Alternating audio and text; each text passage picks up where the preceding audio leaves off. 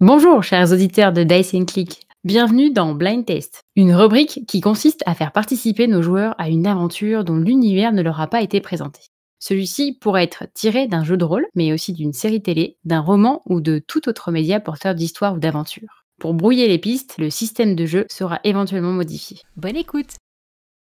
Bonjour, je suis Jordi et j'ai le plaisir d'inaugurer cette rubrique. Pour ce blind test, intitulé Petit poisson, gros pêcheur, J'ai choisi un jeu de rôle que j'ai découvert récemment dans un univers contemporain et dont le pitch m'a paru original. Le système de jeu utilisé est celui de Chronicle of Darkness 2ème édition. Je sais que j'ai affaire à des petits malins qui vont essayer de comprendre avant l'heure dans quel univers je souhaite les amener. Parano, peut-être, mais au moins je mets toutes les chances de mon côté. J'ai donc demandé aux joueurs de construire 2 backgrounds avec une série de questions que j'ai préparées. Le premier background pour le personnage qu'ils vont jouer, et le deuxième pour un personnage mort à New York, lieu de l'action de cette aventure, dont l'intérêt n'est pas expliqué au départ. Mystérieux? J'espère bien. Les réponses m'ont permis de gérer des aspects propres à l'univers, ou d'étoffer le scénario en incluant des personnages et événements tirés de leur background. Je ne souhaite pas vous en dire plus, chers auditeurs, sur le jeu de rôle choisi, afin que vous ayez vous-même le plaisir de la découverte. L'idée est de faire cette découverte en 2 actes. Le premier acte verra petit à petit les personnages s'immerger dans l'univers particulier de ce jeu de rôle. Le deuxième acte les fera vivre après leur confrontation avec la particularité de l'univers visité. J'espère que vous apprécierez cette façon de découvrir un univers et je vous souhaite une bonne écoute. N'hésitez pas à poster tout commentaire constructif sur cette rubrique que nous espérons vous proposer régulièrement à l'avenir. bienvenue dans cet épisode qui regroupe les backgrounds des personnages de nos 4 joueurs.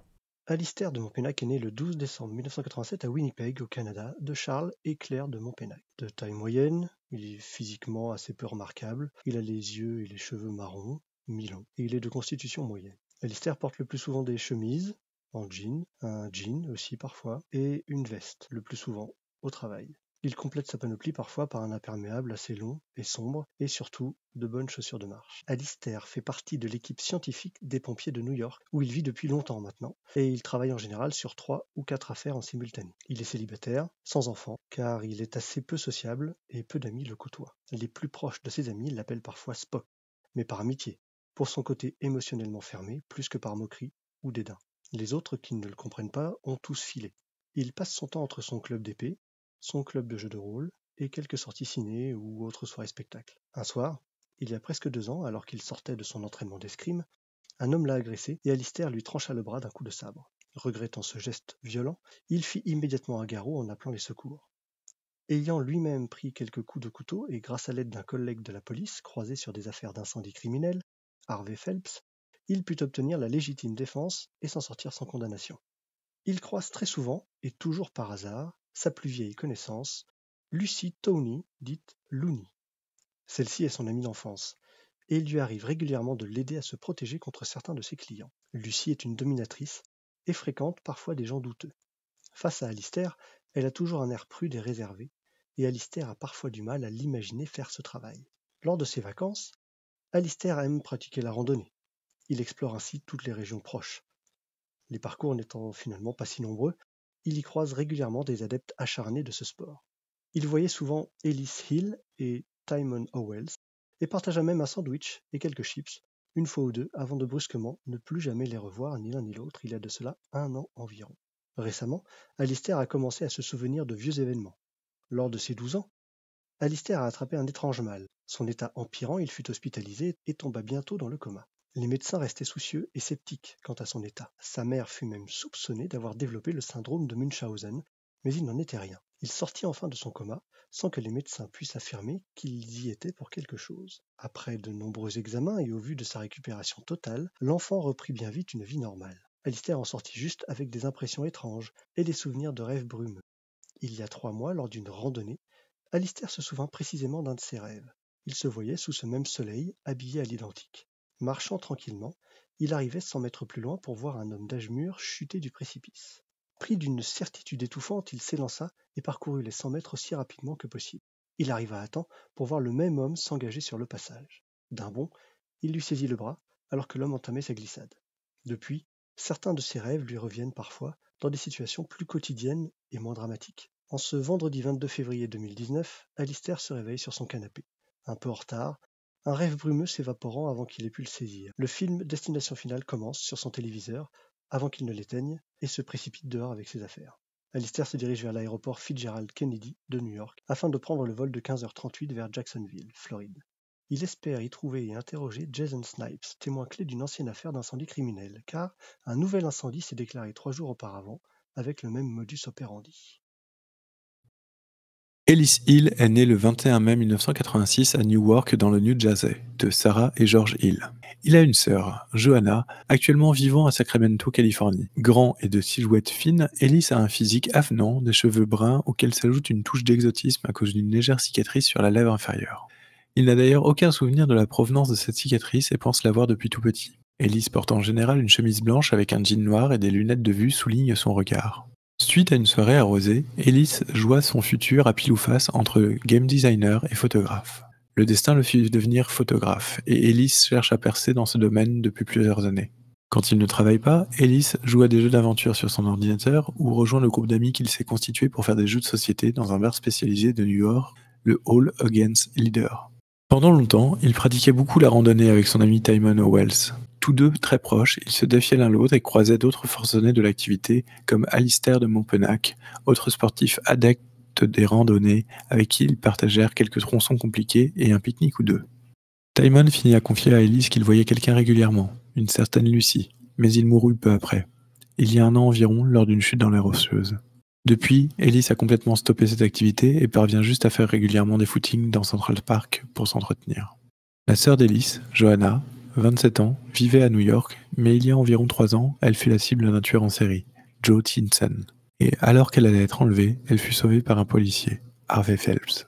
Cet événement l'a profondément affectée, et elle a fini par se mettre en couple avec un homme bien plus âgé, Donald Jefferson, et à partir en Californie avec lui. Depuis, il lui arrive régulièrement de légers accidents domestiques, qu'elle commence à avoir du mal à cacher à son grand frère Ellis. Il y a un peu plus de 5 ans, lors d'une séance photo, il fut frappé par d'étranges sensations et le cliché sortit avec une sorte de forme fantomatique inexpliquée. Il n'a jamais pu prouver que c'était un effet de lumière, un véritable esprit ou autre chose. Cette sensation étrange lui revient très régulièrement, mais sans plus voir de formes étranges sur ces clichés. Cela l'a néanmoins guidé dans ses recherches artistiques et il prépare depuis une exposition en mettant en relation des gens avec des personnes décédées de leur entourage grâce à des retouches photos. Ellis a reçu ces derniers mois une proposition en Floride, à Jacksonville, et doit s'y rendre pour superviser le placement des photos et être là pour le vernissage prévu dans 1 semaine plus tard. Quelques semaines plus tard, Ellis a retrouvé dans sa boîte aux lettres un étrange jeu vidéo comme cadeau d'un obscur concours. Trop occupé avec sa prochaine exposition, il n'a pour l'instant pas eu le temps de l'essayer, et la boîte à la couverture un peu dérangeante traîne depuis sur son bureau. Ellis est affalé sur son canapé, comateux devant la télévision, et c'est une énième rediffusion de Destination Finale qui le sort de sa torpeur. Il éteint le poste, prend ses affaires et file vers l'aéroport, légèrement en retard. Nicole Jefferson, que tout le monde appelle Nikki, est née le 11 mars 1978 à Jacksonville, en Floride. Afro-américaine, pulpeuse, ses intenses yeux noirs sont encadrés de longs cheveux frisés. Elle porte habituellement des tailleurs stricts, ou des robes bon marché lors des rares soirées auxquelles elle participe. Elle est divorcée de Donald, 45 ans, et elle est la mère d'Abed, 15 ans. Il y a 5 ans, elle achète avec son mari un hôtel situé au sud de Manhattan, le Canal Loft. Depuis qu'elle le gère seule, l'hôtel a d'ailleurs gagné une 2e étoile. Nikki en donne facilement le mérite à ses employés, avec qui elle a loué une solide relation de confiance, mais c'est bien son travail acharné qui en est principalement à l'origine. Elle travaille parfois 12 à 14 heures par jour pour maintenir son hôtel, et même si elle a dû faire des concessions, elle est fière du résultat. Nikki, en effet, a dû se lier avec une société de massage un peu particulière, dont les employés semblent fournir des services qui ne sont pas spécifiés sur le catalogue. Elle ferme les yeux sur ses pratiques, vu les bénéfices associés, et reste très amicale et protectrice avec certaines filles, comme Crystal, Ginger, ou plus récemment Looney, qu'elle prend tout un peu en pitié. Cela fait maintenant un peu moins de 3 ans que son mari l'a quittée. Très amoureuse, Nikki n'avait pu manquer de voir que Donald avait une part sombre. C'était en effet un homme violent, qui fut pris dans plusieurs bagarres étant jeune.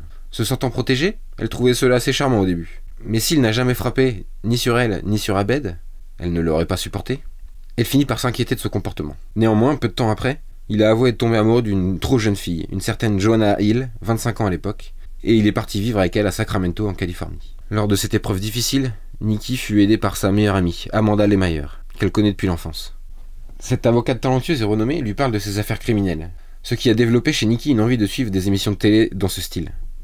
Amanda lui a également confié ses aventures charnelles, dont la plus récente avec Harvey Phelps, lieutenant de police de New York, commencée il y a environ 2 ans, et qui dura quelques mois. Amanda ne manqua pas de divulguer quelques détails sulfureux.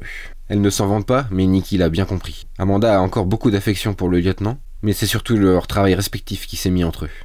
Amanda voit toujours le lieutenant parfois pour des repas ou des soirées. Et Nikki a même pu rencontrer l'amant occasionnel 1 ou 2 fois. Attristée pour son ami de ce manque d'histoire réellement amoureuse, Nicole se retrouve surtout face à sa propre solitude, parfois lourde à supporter. Cependant, depuis 6 mois, la plupart de ses pensées sont tournées vers son père, Clark Garfield, atteint de la maladie d'Alzheimer. C'est d'ailleurs en ce vendredi 22 février 2019 que Nikki doit prendre le vol de 15h38 depuis l'aéroport Fitzgerald Kennedy, à destination de Jacksonville. Les médecins ne donnent plus que quelques jours de vie à son père. Elle a confié la charge de l'hôtel à Abed, son fils, et surtout Ambar, irréprochable employé modèle. Tardant à partir pour régler 1 ou 2 affaires de dernière minute, elle finit par embrasser tendrement son fils, installé devant le début du film Destination Finale, avant de prendre ses bagages et filer à l'aéroport, un peu en retard.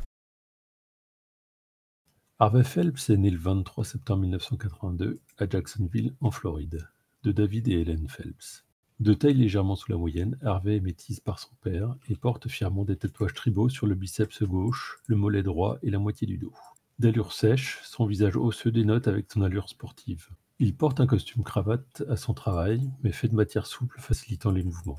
Le week-end, il favorise les joggings et suites à capuche. Depuis maintenant 15 ans, Harvey travaille dans la police. Depuis 5 ans, il est inspecteur. Son travail a fini par l'éloigner de sa femme, Liz Larco, et de sa fille de 8 ans, Moira Phelps Larco. Son entrée à la police de New York a quasiment coïncidé avec le cancer de son père. Il s'est battu, mais le cancer a été foudroyant. Harvey s'est enfermé dans son travail et s'est d'autant éloigné de sa femme petit à petit. Il y a 5 ans, Liz l'a quitté pour vivre avec sa fille dans un autre appartement de New York. Harvey voit sa fille un week-end sur 2 et arrive même parfois à venir à un repas proposé par sa femme, souhaitant toujours ardemment qu'il ait sa place dans la vie de leur fille. S'il ne voit pas sa fille, ou si aucune enquête n'est à traiter, Harvey préfère pratiquer l'aviron avec son ami Danny Entry ou la course à pied. Il est parfois traîné par ses collègues Marty ou Mario en soirée avec d'autres amis du travail. De son enfance en Floride, il a gardé un lien avec Youssef Beltram, qui l'a aidé lorsqu'il débutait à New York et devait revenir pour voir son père en train de mourir. Le coup d'éclat de sa carrière fut d'arrêter Joe Thiessen, tueur en série au modus operandi aléatoire, qu'un instinct soudain lui avait permis de stopper alors qu'il tentait d'enlever une énième victime, Joanna Hill. Il travailla plus tard avec Alistair de Montpennac, enquêteur des pompiers de New York, sur une affaire d'incendie criminel et l'aida même plus tard à échapper à la justice à la suite d'une agression couteau, où Alistair amputa le bras de son agresseur d'un coup de sabre. Harvey manque de temps, et dès qu'il le peut, ce temps il le consacre à sa fille Moira. Il s'est déjà promis, quand elle serait plus grande, de l'emmener en camping et de faire des randonnées, chose qu'il avait lui-même faite avec son père quand il était plus jeune. Il y a un peu moins de 2 ans, au détour d'une affaire, Harvey rencontra une avocate, Amanda Lemire. Une relation se noua pendant quelques mois. Plutôt charnelle au début, ils ont fini par éprouver une réelle affection l'un pour l'autre, tout en sachant que ni l'un ni l'autre ne ferait passer son travail après l'autre. Harvey est néanmoins resté en bon contact avec Amanda et passe occasionnellement un repas avec elle, voire une soirée. Ils sont allés jusqu'à se présenter des amis mutuels, mais Harvey n'a jamais osé en parler à sa fille. Néanmoins, Harvey regrette également de n'avoir su garder Liz, son ex-femme. Il y a 1 an environ, alors qu'il revenait justement d'une soirée avec Amanda et une de ses amies, Nicole Jefferson, Harvey fut agressé par un individu très perturbé. Sa capuche lui cachait le visage et il prit son argent à un Harvey qui cherchait à calmer le voleur. Il reçut un violent coup à la poitrine de ce qui devait être un long couteau qui lui laisse encore aujourd'hui une belle balafre au sternum. Son pronostic vital fut engagé, mais il fut finalement tiré d'affaire par le docteur Davis. Après quelques passages chez le psy, il put reprendre le travail il y a quelques mois, tout en se promettant de changer ses priorités. En tout cas, aujourd'hui, il est pleinement concentré sur Moira. Il a pris quelques jours de vacances et ce vendredi 22 février 2019, Harvey et Moira doivent prendre le vol de 15h38 vers Jacksonville, depuis l'aéroport Fitzgerald Kennedy de New York, afin d'enfin présenter Moira à sa mère Hélène.